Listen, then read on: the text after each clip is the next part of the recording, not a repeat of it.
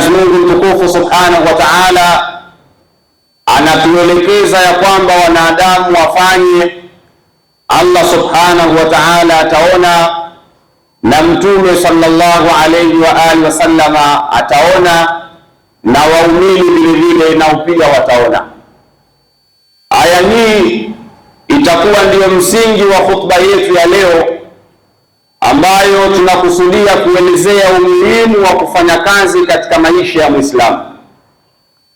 Ndugu zangu, mada hii nimeichagua baada ya kuona tumemaliza mwezi mtukufu wa Ramadhani, na asilimia kubwa tunavyoona ni kwamba baada ya mwezi mtukufu wa Ramadhani ni kama vile watu ndio kama wanaanza mwaka mwingine.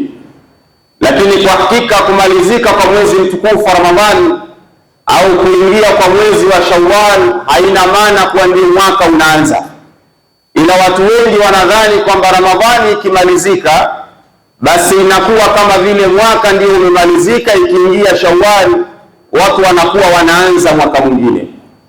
Sasa nimeamua kuichagua mada hii kwa makusudi kuelezana umuhimu wa kufanya kazi katika maisha ya Muislamu. Ndugu zangu, kuna maneno mawili ambayo yanashabihiana sana ukiyatazama. Kuna neno linaitwa al-iqtisad. Kuna kitu katika lugha ya Kiarabu kinaitwa uchumi, lakini vile vile kuna neno linaitwa al-i'tiqad. Kuna neno linaitwa itikadi, au kwa tafsiri nyepesi maana yake ni imani. Maneno haya mawili ukiyatazama yanafanana sana, iktisadi na i'tiqadi, kwa maana ya kwamba kuna kitu kinaitwa uchumi na kuna kitu kinaitwa imani au itikadi. Maneno haya mawili kufanana kwake, tafsiri yake ni kwamba yanaendana sambamba. Unapokuwa na imani lazima uhakikishe ya kwamba uwe na uchumi, maana yake unafanya kazi kwa ajili ya kupata kipato cha halali, uwe na uchumi. Na unapokuwa unafanya kazi ukawa na uchumi, ni lazima uhakikishe kwamba unakuwa na imani. Kwa hiyo ni maneno mawili ambayo yanafanana katika lugha ya Kiarabu. Kuna baadhi ya maneno yanafanana lakini yana maana mbili tofauti, lakini yanaendana katika vitendo. Ni sawasawa kwa wale ambao waliosoma lugha ya Kiarabu, maneno haya kwenye balagha tungeingiza tukasema hii ni jinasu. Jinasu maana yake ni maneno ima yanafanana herufi au pengine yanafanana, lakini kuna baadhi ya herufi inakuwa hazipo ndani yake, lakini kuna baadhi ya herufi zimefanana. Ndio maana ya itikadi na iktisadi. Ni maneno ambayo yanazungumzia uchumi na imani, yanafanana kwenye kuyatamka ukiyatazama, lakini pia yanafanana kwenye vitendo. Inawezekana ukawa na imani lakini ukikosa kitu kinaitwa uchumi, kuna hatari ya imani yako kuweza kutetereka. Nakumbuka siku moja niliwahi kuambia, mtu akishakuwa ana imani lakini akawa ni fukara, kuna hatari mtu huyo akaamka aliyakuwa ni muumini, ikifika jioni mtu huyo anaweza kuwa kafiri, kwa sababu amekosa kitu kinaitwa uchumi. Imani anayo, lakini akikosa kitu kinaitwa uchumi, kuna hatari ya imani yake kutetereka. Lakini pia mtu anaweza akaamka asubuhi akawa ni tajiri, akawa na uchumi mzuri mashallah, lakini ikifika jioni anaweza akawa ni kafiri. Kwa sababu gani? Amekosa kitu kinaitwa imani. Yani ule utajiri wake au uchumi wake unaweza ukampelekea kwenye kumkufuru Allah subhanahu wa ta'ala. Tabaan, lakini mahali shahid ni kwamba vitu vyote viwili hivi vinashabihiana na vinaendana pamoja. Ukiwa na imani lazima ujilazimishe kufanya kazi uwe na uchumi, na ukiwa na uchumi lazima ujilazimishe uwe na imani na sawasawa. Niliwahi kutoa mfano mmoja. Kwa mfano, mtu anaweza akawa ni mfanya biashara, pengine anauza mchele. Mtu anaweza akaja dukani kwake akamwambia, bwana, mchele huu ni wa Mbeya, lakini kumbe mchele ule ni wa Msanga Bembeza. Yeye kwa kuwa amekosa imani anamdanganya yule ambaye ni mnunuzi, na Mtume anasema man ghashana falaisa minna, yule mwenye kufanya ghushi sio katika sisi. Kwa hiyo mtu akikosa imani anaweza kumdanganya mteja wake. Pengine anaweza akaja mtu kwenye duka lako la simu ukamwambia, bwana, hii ni bidhaa kutoka UK, kutoka Uingereza au kutoka Marekani, kumbe umenunua Guangzhou. Kwa kuwa umekosa imani unafanya ghushi kwenye biashara. Kwa hiyo unaweza ukawa na uchumi, ukikosa imani uchumi wako unakuwa hauna maana. Lakini unaweza ukawa na imani sasa. Akaja mtu akakwambia, unajua wewe unafanya ibada sana, lakini maisha yako ya dhiki, unajua umerogwa na fulani. Twende mahala fulani kuna mganga. Kwa kuwa wewe ni fukara na una uchumi, inawezekana imani yako ikasheke kwa sababu unaona kweli mimi nafanya ibada, lakini mbona sina uchumi? Kwa hiyo wakakuchukua watu wakakupeleka kwa mganga, unakwenda kumkufuru Allah subhanahu wa ta'ala. Au anaweza akaja mtu akakwambia, bwana, unajua ukimtoa mwanao msukule unaweza kupata utajiri. Una imani kweli, lakini anaweza akaja mtu akakushawishi ukaenda kweli ukamtoa mwanao msukule kwa lengo la kuweza kupata utajiri. Kwa hiyo unaweza kuwa na imani ukawa kafiri, na unaweza ukawa na uchumi pia ukawa kafiri. Lazima vitu vyote viwili hivi viende sambamba. Unapokuwa Muislamu wa sawasawa, ni lazima uhakikishe ya kwamba juu ya imani yako uliyokuwa nayo, lakini unafanya kazi kwa juhudi kuhakikisha ya kwamba unakuwa na uchumi katika maisha yako. Yaani inawezekana ukawa unaswali sala 5, kila kipindi cha sala unaonekana msikitini, lakini ni vizuri na ni vyema, na ndio imani inatuelekeza Muislamu lazima ahakikishe anatafuta kwa jasho lake. Muislamu lazima ahakikishe anajikomboa kiuchumi. Na Bwana Mtume Muhammad sallallahu alayhi wa alihi wasallam alipokuwa analitilia mkazo jambo hili akasema, mu'min anayependwa zaidi na Allah subhanahu wa ta'ala, al-mu'minu al-qawiyyu khairun wa ahabbu ila Allah min al-mu'min al-dha'if. Mu'min mwenye nguvu na anayependwa zaidi mbele ya Allah subhanahu wa ta'ala, au inda Allah, mbele ya Allah subhanahu wa ta'ala, na mwenye nguvu zaidi na anayependwa zaidi mbele ya Allah subhanahu wa ta'ala ni yule ambaye aliyekuwa na nguvu.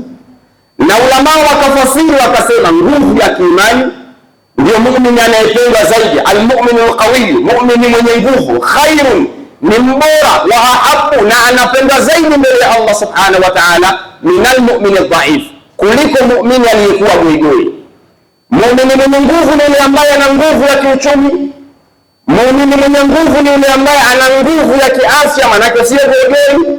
Huyu anapendwa zaidi mbele ya Allah subhanahu wa ta'ala. Ukiwa na uchumi, ukiwa unafanya kazi, ukawa na uchumi, kuna baadhi ya ibada unaweza kuzifanya, na ikiwa haufanyi kazi, maana yake utakosa uchumi. Kuna baadhi ya ibada utashindwa kuzifanya. Sasa huwezi kuwa unapendeza mbele ya Allah subhanahu wa ta'ala hali ya kuwa kuna baadhi ya ibada huwezi kuzifanya. Tafsiri yake ni kwamba yule mwenye nguvu na anayependwa zaidi mbele ya Allah subhanahu wa ta'ala ni yule ambaye ana nguvu ya kiuchumi. Yani ukiwa na uchumi unaweza kutoa zaka, ukiwa na uchumi unaweza kutoa sadaka, ukiwa na uchumi unaweza kwenda hija. Yani kuna baadhi ya mambo katika Uislamu kama haufanyi kazi na ukawa na kipato chako cha halali hauwezi kuyafanya mambo hayo. Ndio maana Mtume akasema, muumini mwenye nguvu anakuwa anapendwa zaidi na Allah subhanahu wa ta'ala kuliko muumini aliyekuwa dhaifu.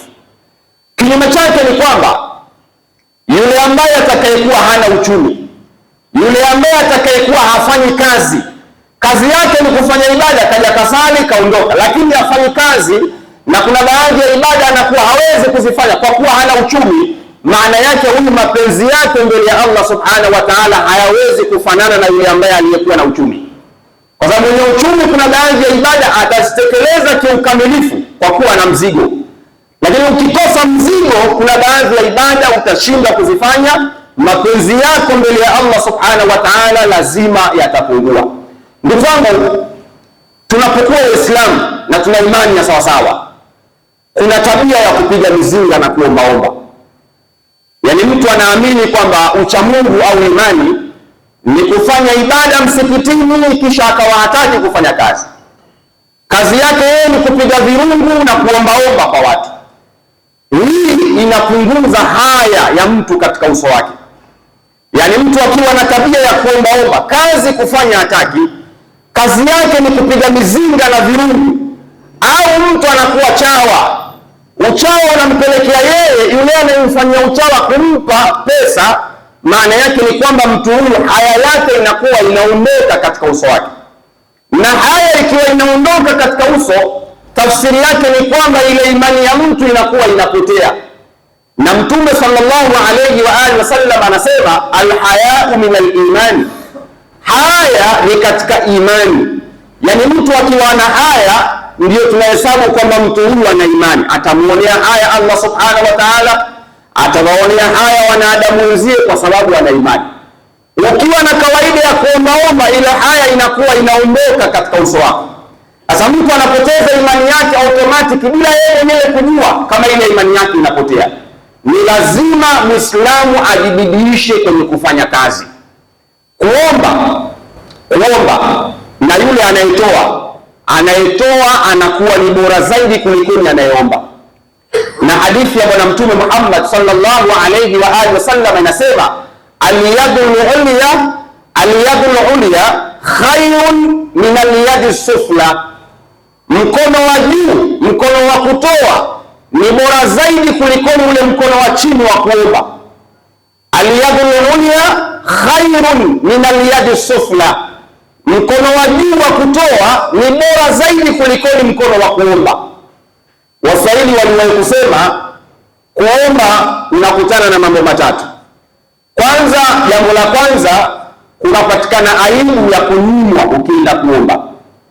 Jambo la pili, kwenye kuomba ukienda unakutana na aibu ya kutangazwa kwa watu. Yaani unakwenda kumuomba mtu anakunyima, akishakunyima anakwenda kukutangaza kwa watu kwamba fulani ana tabia ya kuombaomba, na akishakutangaza kwa watu ile heshima yako inakuwa inashuka, inapotea. Sasa Muislamu lazima ajibidiishe kwenye kufanya kazi, kwa kuwa kazi ndio inaweza kumpa sharafu. Ukiwa na uchumi, kuna baadhi ya mambo unakuwa unaweza kuyafanya bila ya kuangalia mtu fulani anasema nini. Kwa kuwa una uchumi unaweza kuyafanya baadhi ya mambo, na kuna baadhi ya mambo unaweza kuyasema kwa kuwa una uchumi. Ukiwa una uchumi, kuna baadhi ya mambo unakuwa uweze kuyasema kwa sababu unajua nikiyasema haya nitamkathirisha bwana wangu anayenipa kipato. Lakini ukiwa na ile uhuru wako wa kiuchumi, tunasema ni financial freedom, uhuru wako wa kiuchumi, unaweza kuzungumza chochote bila ya kujali kwamba huyu mtamkera au mtamfurahisha. Lakini ukiwa una uchumi utakuwa unachagua, ili nimwambie, ili nisimwambie, kwa sababu najua nikimkera huyu nitakosa uchumi. Kwa hiyo ni vyema kila Muislamu akawa anahakikisha anafanya kazi kwa bidii, awe na uchumi wake binafsi. Ajabu ya vijana wa Kiislamu tuliokuwa wengi, tunatamani kuwa wacha Mungu, tunatamani kuwa na imani ya sawasawa, lakini hatutamani kufanya kazi. Hii ndio ajabu ya vijana wa Kiislamu. Tunatamani kuwa wacha Mungu na tunatamani kuwa na imani ya sawasawa, lakini hatutamani kufanya kazi. Utawakuta vijana wa Kiislamu wamekaa vijiweni, mtu yupo kijiweni kuanzia asubuhi mpaka jioni, hataki kufanya kazi. Mwingine pengine ana degree yake amemaliza, pengine na mwaka wa 6 wa 7, yuko nyumbani, hataki kufanya kazi. Na pengine anatafuta kazi, labda anakosa, mimi natafuta na kwenda kuapply nakosa. Lakini swali la kujiuliza, umewahi kuja hata kwa imamu na shida 10,000 nikanunue karanga robo nianze kuuza? Imamu akakunyima 10,000 ya kwenda kununua karanga robo? Au kwenye kichwa chako kuna taswira ambayo unatamani kwenda kufanya kazi za white collar jobs zinaitwa, kwamba ukakae ofisini uzunguke kwenye kiti? Kwa hiyo utakuta kuna vijana wengi wa Kiislamu wanakaa majumbani, wanakaa vijiweni, hawataki kujishughulisha, lakini wanatamani kuwa wacha Mungu, wanatamani kuwa na imani, kitu ambacho hakiwezekani katika maisha. Ili uwe mcha Mungu na uwe na imani ya sawasawa, ni lazima ujishughulishe, uwe na kipato chako cha halali. Ni lazima chakula unachokula kiwe ni chakula cha halali. Lakini mbaya zaidi, vijana wengi wanaamini kwenye kucheza kamari, wameigeuza kuwa ni ajira, kwamba mtu anaamini ile ni kazi. Tena siku hizi wamebadili jina kidogo, wanajiita investors, wawekezaji. Yani kamari imebadilishwa jina kidogo kutoka kwenye kamari, kuondoa ukakasi ili isionekane haramu, wanajiita wawekezaji. Kwa hiyo utamkuta kijana wa Kiislamu hataki kufanya kazi, kazi yake ni kupiga mizinga. Ukimpa buku, anachukua buku, anakwenda kuweka mkeka, timu zake 5, kisha anakaa kwenye buku lake, anategemea kupata milioni. Yeye anaamini ile ndio kazi. Mwisho wa siku tunapoteza nguvu kazi kubwa ya vijana wa Kiislamu ambao akili zao zimekuwa dormant, wakiamini kwenye kamari wanaweza kutoboa maisha. Haiwezekani, thumma haiwezekani kwa mtu kufanikiwa kwenye maisha bila ya kufanya kazi. Haijawahi kutokea katika dunia hii tangu kuumbwa mtu akafanikiwa kwenye maisha bila ya kufanya kazi. Ajabu iliyopo kwenye michezo ya kamari, ajabu iliyopo. Unaweza ukabeti, ukaweka buku, ukapata milioni. Kwa kuwa ile pesa masdari yake, chanzo chake ni cha haramu, ile pesa huwa haiwezi kudumu. Yaani ukiwa na milioni ya kamari, haimalizi hata wiki, yote itarudi kwenye kamari. Yote itarudi kwenye kamari. Kwa sababu masdari yake haikuwa masdari iliyokuwa sahihi. Kwa hiyo hakuna aliyewahi kufanikiwa kwa kupita shortcut, hakuna. Ni lazima mtu akubali kufanya kazi ya halali, apate kipato chake cha halali, ndio mtu huyu anaweza akafanikiwa. Kwa hiyo ndugu zangu Waislamu, message yangu ambayo leo nimeichagua kuisema kwenu, ni lazima tuhakikishe tunafanya kazi. Mwenyezi Mungu anasema waqul i'malu fasayara Allahu amalakum wa rasuluhu wal mu'minun, fanyeni kazi. Mwenyezi Mungu ataona kazi mnayofanya, na mtume ataona kazi mnayofanya, na waumini pia wataona kazi mnayofanya. Lakini almuhimu, lazima uhakikishe unafanya kazi. Haiwezekani imani yako ikawa ya sawasawa ikiwa hauna chanzo cha mapato. Kwa vyovyote vile utakwenda utasheki. Imani yako itatingishika tu kwa sababu hauna chanzo cha mapato. Utakwenda unafanya ibada, ipo siku utamkufuru Allah subhanahu wa ta'ala. Na inawezekana ukawa na uchumi, lakini pia kama una imani, inawezekana uchumi wako ikawa ni sababu ya kukupelekea kumaasi Allah subhanahu wa ta'ala. Wallahu tabaraka wa ta'ala yaqul wa ala alihi wa sahbihi wa man wala, amma ba'd.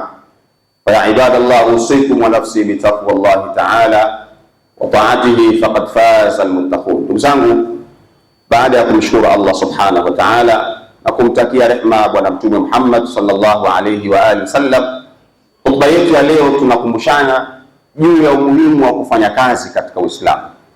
Na hotuba ya kwanza nimewaeleza ya kwamba mkono wa juu ni bora zaidi, mkono wa kutoa ni bora zaidi kulikoni mkono wa kupokea. Ikiwa unapenda kutoa, Allah subhanahu wa ta'ala anakuwa anakupenda zaidi kulikoni ukawa na tabia ya kupenda kuombaomba. Ndugu zangu na vijana wenzangu wa Kiislamu, mtu atapata kile ambacho alichokuwa amekifanyia kazi. Wa alaisa lilinsani illa ma saa, mtu hatopata illa lile ambalo amelifanyia kazi. Na Waarabu wana methali moja, wanasema aljazau min jinsi al-amal, malipo yatatokana na aina ya kazi uliyoifanya. Ni vyema kama unataka matokeo mazuri katika maisha, ni vyema ukajishughulisha. Yani kama unataka utajiri, unataka kuwa na imani ya sawasawa, unataka kuwa mcha Mungu, yani huwezi kupata ila kile ambacho umekitengeneza wewe mwenyewe. Ni vizuri tukawa tunapambana kwenye maisha, na mwanadamu anapokuwa anapambana, Allah subhanahu wa ta'ala anaiona ile juhudi yake. Muislamu anapokuwa anapambana, Allah subhanahu wa ta'ala anaiona ile juhudi yake. Mwenyezi Mungu ndiyo musabbibul asbab, yeye ndiyo musabbibul asbab, lakini lazima Muislamu utengeneze ile asbabu ya kupata riziki. Yani uweze kusema Mwenyezi Mungu bwana huwa Razzaqun, Mwenyezi Mungu ndiye anatoa riziki. Lakini haiwezekani Mwenyezi Mungu kukupa riziki bila wewe kutengeneza njia ya kuweza kupata riziki. Haiwezekani. Waliopata bahati hiyo ya kuletewa riziki pasipo kutengeneza asbabu walikuwa Bani Israili. Wao walikuwa wakiletewa manna wa salwa. Mwenyezi Mungu ndani ya Qur'ani anasema anzalna alaykumul manna wasalwa, tuliwateremshieni ninyi manna wasalwa. Alikuwa akiwateremshia chakula kutoka peponi. Wale Mwenyezi Mungu alikuwa akiwaletea direct kutoka peponi mpaka Maidatul Taam, meza ya chakula walikuwa wakiletewa Bani Israeli. Lakini mimi na wewe bahati hiyo hatuna. Ili riziki yako uweze kuipata, ni lazima uhakikishe unatafuta sababu. Lazima uhakikishe unatafuta sababu ya kuweza kupata riziki. Ukitengeneza sababu, Allah subhanahu wa ta'ala ndio anakupa riziki. Vijana wenzangu wa Kiislamu, mwaka jana niliwahi kuambia hiki kitu na leo narudia tena.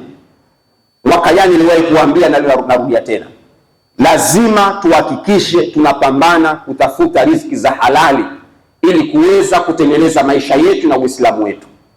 Lazima tupambane kuhakikisha tunatafuta riziki za halali. Haya mambo ya kuja msikitini mnataka kuambiwa habari za nyoka na kenge wapo kaburini wanawatafuna watu kila siku, mwisho wa siku vijana wa Kiislamu mnashinda kutekeleza mambo ya Uislamu. Kweli tunaweza kuambia habari ya kenge, nyoka, kuna nje mkali kaburini, kweli tunakwenda kaburini. Lakini brother, duniani hapa napo usisahau fungu lako, wala tansa nasibaka minad dunya. Usisahau fungu lako la maisha yako ya dunia. Yaani hatuwezi kukwambia bwana kuna akhera kisha ukaona kama msikitini tu usifanye kazi. Haiwezekani. Haiwezekani. Lazima vijana wa Kiislamu tuhakikishe tunafanya kazi, tunapambana, tunapata kipato cha halali ili kuweza kutengeneza dunia yetu na akhera yetu. Mimi nawapa mfano, mwaka jana niliwaambia na leo nawaambia tena. Baada ya sala hapa tutasimama hapa kwa ajili ya kuomba sadaka. Lakini watu wa kwanza kutoka watakuwa ni vijana wa Kiislamu. Watu wa kwanza kutoka watakuwa ni vijana wa Kiislamu. Lakini unaweza ukamlea mbona anatoka? Pengine begi hana, vijana begi, mzigo hana. Kwa nini? Kwa hiyo kuna baadhi ya mambo yanashindwa kutekelezeka katika Uislamu kwa sababu tumeshindwa kupambana kutafuta kipato cha halali kuweza kusaidia Uislamu wetu. Kuna baadhi ya mambo katika Uislamu hayaendi kwa sababu watu wanakosa uchumi. Tazama leo hali za walimu madrasa mitaani huko. Tazama maisha yao yalivyo. Waislamu ndio sie. Hivi kuna mtu aliyekuwa tajiri katika dunia hii kama Waislamu? Mbona leo Waislamu tunaonekana wanyonge, lakini wasiokuwa Waislamu ndio wanaonekana wako mbele na mambo yao yanakwenda? Hali ya kuwa sio Waislamu ndio tuko mbele kwenye kila jambo. Top 10 ya matajiri Tanzania ni Waislamu. Sio Tanzania, hata duniani. Hao kina Elon Musk wanatajwa tu, lakini kuna watu wako Bahrain, wako Qatar, wako Dubai, wana pesa nyingi kuwashinda hao. Ni Waislamu. Kwa nini leo Waislamu wanaonekana wako nyuma na wasiokuwa Waislamu wanaonekana wako mbele? Lazima tupambane, tuhakikishe tunakuwa na riziki ya halali. Tufanyeni kazi. Tuache kulialia vijana wa Kiislamu. Maana wako vijana wa Kiislamu kazi yao ni kulialia, maisha magumu, kazi hamna, hivi na hivi. Brother, umekwenda sokoni kunyonyoa kuku, watu wakunyima kazi? Au unachagua kazi ya kufanya? Maana wakati mwingine usilalamike tu rais mbaya, nchi mbaya, kazi hakuna. Umekwenda brother sokoni hapa kunyonyoa kuku, watu wakakunyima? Brother, umeuza karanga, umeuza machungwa, mpaka unasema hali ngumu. Tunawaona vijana wa Kiha, vijana wa Kinyamwezi, wa Kidigo wanakuja mjini hapa wanauza machungwa. Na mwisho wa siku wanafanikiwa, wanauza karanga, wanafanikiwa. Sio vijana wa Kiislamu tuko wapi? Tumetengeneza hiyo imagination kwenye vichwa vyetu kwamba lazima mimi niwe na biashara aina fulani, lazima mimi niwe na kazi aina fulani. Haiwezekani brother. Lazima uanzie chini. Yaani hakuna alianza kubwa akanyanyukia juu. Wote matajiri hao, someni historia zao. Hakuna aliyenyanyukia juu, alianzia chini. Lazima tupambane kwenye kufanya kazi. Tukifanya, Allah subhanahu wa ta'ala atatuwekea wepesi katika mambo yetu. Tukikaa tukaacha kufanya kazi, tutaendelea kulalamika na maisha yatakuwa magumu kwa sababu hatujaonyesha ili Allah subhanahu wa ta'ala atufungulie milango yake ya riziki. Leo ukitembea katika majumba, tunayasema haya ili vijana wa Kiislamu mnatembea, mkitembea katika majumba ya ibada ya wenzetu, majumba ya ibada ya wenzetu, riziki zao sio za halali. Pengine kuna watu wanauza nguruwe, pengine wanauza kadha wa kadha, lakini ukienda katika majumba yao ya ibada kwenye ishu ya kutoa sadaka, ninyi wote ni mashahidi. Kwa nini wale wanatoa si hatutoe? Kwa nini wale wanatoa sana kwenye kutoa sadaka, kwa nini si hatutoe? Yaani leo akisimama imamu hapa akiomba 300 tu, umma huu ulioswali hapa 300 tu, ishu kuipata 300. pengine kuna umeme, kuna maji, kuna kadha, lakini wale wenzetu kipindi kimoja sadaka yao milioni 40. Sasa unajiuliza, wale ndio wana uchumi peke yao ama vipi? Tupambaneni vijana wenzangu wa Kiislamu, tufanye kazi. Mimi kila siku nawaambia na nawa motivate na wa encourage vijana wenzangu wa Kiislamu, mkija kusali hapa, tunapenda kuona zimepaki pale VXR zimekaa nje, Mercedes Benz zimekaa nje pale, G-Wagon ziko nje. Tunapenda kuona hivyo vijana wa Kiislamu wanakuja kufanya ibada wakiwa wako vizuri. Yaani mtu anakuja kufanya ibada sio kwa sababu kachoka, biashara zinamwendea vibaya au maskini, anakuja kufanya ibada kwa kuwa yuko vizuri kiuchumi. Ukimwambia atoe milioni anatoa. Sasa haya nataka kupambana. Pambaneni vijana wenzangu wa Kiislamu, msikae tu vijiweni ukao unalalamika rais hivi rais. Hapana, kapambane brother. Mwenyezi Mungu anatafuta wewe upate sababu tu akupe riziki yako. Kuwa na sababu tu, Mwenyezi Mungu anakupitishia hapo. Kina mzee wa Khresa hawa walianza na kushona viatu, yaani walitafuta sababu tu, Mwenyezi Mungu akawapa riziki yao. Wote hao unaoona matajiri walitafuta sababu, Mwenyezi Mungu akawapa. Usilalamike. Leo na degree, pengine una mwaka wa 6 wa 7, una kazi, toka brother, nenda kauze karanga, alafu uone riziki yako Mwenyezi Mungu atakupa au hakupi. Wakati mwingine ndugu zangu na vijana wenzangu wa Kiislamu, heshima hata katika majumba yetu inajengwa kwa sababu ya kipato, uchumi. Heshima kwa wake zetu wakati mwingine ukiwa na uchumi ndio inajengwa. Heshima kwa familia zetu inapatikana wakati mwingine ukiwa na. Wewe tazama mtu ambaye ana uwezo kwenye familia na mtu ambaye ni kapuku pangu pakavu. Nani anajiwa kipaumbele ukienda kwenye vikao vya familia? Pengine wewe ukinyosha kidole ukianza kuchangia kwa sababu subiri kwanza, ngoja mdogo wako achangie. Yaani kwa kuwa mdogo wako ana begi, anaonekana ana maana, wewe mkubwa unaonekana una maana. Wakati fulani wake zetu wanatudharau kwenye majumba kwa sababu hatuna begi. Ukiwa na begi mke wako nyumbani, ima ikiwa kuheshimu wewe mwenyewe ataheshimu begi lako. Hata ukitaka kuoa wake 2, 3, 4, unaoa kwa uhuru kabisa, wala hakusumbui, kwa sababu anajua nikiondoka hapa nalikimbia begi. Kwa hiyo ukiwa na uchumi unakuwa na uhuru wa kufanya vitu vingi, lakini ukiwa una uchumi hata nyumba yako inaweza ikasheki. Mimi na kesi nyingi nazijua, wanawake wamekimbia kwenye majumba kwa sababu kuna njaa. Yaani mtu anakimbia, mume wangu anihudumii, anipi chakula, anipi mavazi. Mume wake ukimuuliza anakwambia, Sheikh bwana, uchumi wangu umekuwa mbaya, biashara zimekuwa mtihani, kazi nimekuwa sina. Yaani mtu kwa kuwa hana uchumi nyumba yake inatingishika. Usipokuwa na uchumi mpaka heshima wakati mwingine inapotea kwenye nyumba. Bali inakwenda mbali zaidi. Wakati mwingine unaweza ukiwa hauna uchumi mpaka zile nguvu zetu huwa zinapotea. Unaweza ukatafuta mchuzi wa pweza, sio alkasusu. Hapana brother, pambana uwe na uchumi, wakati mwingine nguvu zinapotea kwa sababu una mzigo tu.